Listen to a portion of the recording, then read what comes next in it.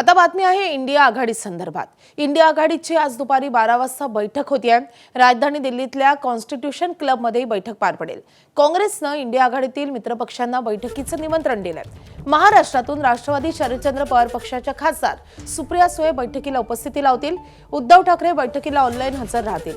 दरम्यान तामिळनाडू विधानसभा निवडणुकीच्या निकालानंतर काँग्रेसनं टीव्हीके सोबत आघाडी केली आहे। त्यानंतर द्रमुक इंडिया आघाडीतून बाहेर पडली आहे आणि त्यामुळे टीव्हीके या बैठकीला उपस्थित राहणार का याकडे राजकीय वर्तुळाचं लक्ष लागलंय।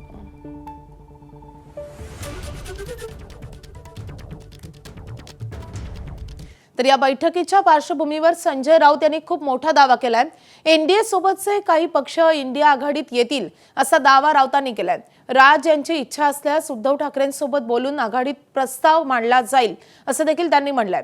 इंडिया आघाडीला पंतप्रधानांचा चेहरा घेऊन जावं लागेल असं देखील संजय राऊत यांनी मोठं विधान केलंय। निवडणुकीला सामोरं जाताना पंतप्रधान पदाचा चेहरा घेऊन जावं लागेल असे राऊतांनी म्हटलंय। त्या संदर्भामध्ये स्वतः तर तसली त्यांची इच्छा असेल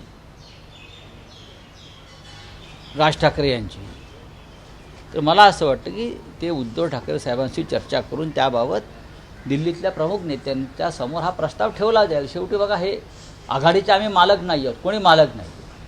अनेक जेव्हा नवीन पक्ष येतात आघाडीत तेव्हा तसे प्रस्ताव त्या बैठकीत ठेवले जातात आणि त्या बैठकीत चर्चा होते। शिवसेना पक्षप्रमुख उद्धव ठाकरे यांची कायम भूमिका ही राहिलेली आहे की निवडणुकीला सामोरं जाताना एक चेहरा आपण समोर आणला पाहिजे की हे आमचे नेते आहेत, हे आमचे प्रधानमंत्री आहेत, हे आमचे मुख्यमंत्री आहेत।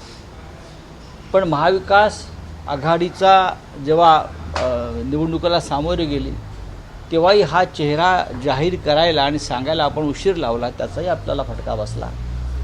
आताही आमचं तेच म्हणणं आहे उद्धव ठाकरे साहेबांचं की 2029 साली निवडणुकीला सामोरं जाताना आपला चेहरा जो आहे हा आपण समोर ठेवून लोकांसमोर जायला हवं।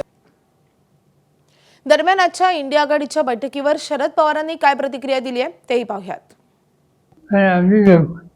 पुन्हा एक 15 दिवसांनी बोलून त्याचं काहीतरी मार्ग काढू, मार्ग निघेल याची मला खात्री आहे।